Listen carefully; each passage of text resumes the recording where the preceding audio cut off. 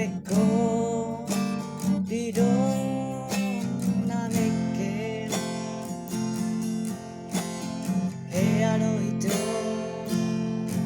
di bereko didong natai au peito so yang bere anggo bidong masa sadao gele-gele kepala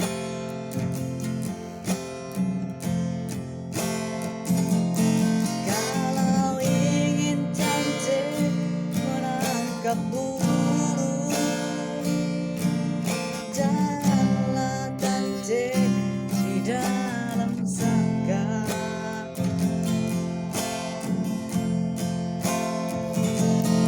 Burung ini cantik milik pribadi, janganlah cantik ada yang punya. Nanti dia mengamuk, nanti dipargu, menambah persoalan gede-gedean. Nanti dia mengamuk, nanti dipargu, menambah persoalan gede-gedean.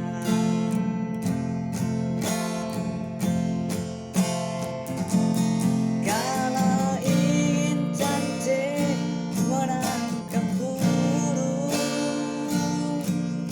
janganlah cantik di dalam sangkar.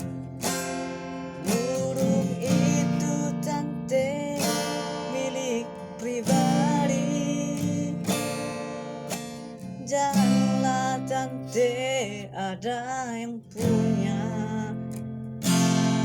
Nanti dia mengamuk, tante diparguk, menambah persoalan gede-gedean. Mau lihat ya, mau lihat ya.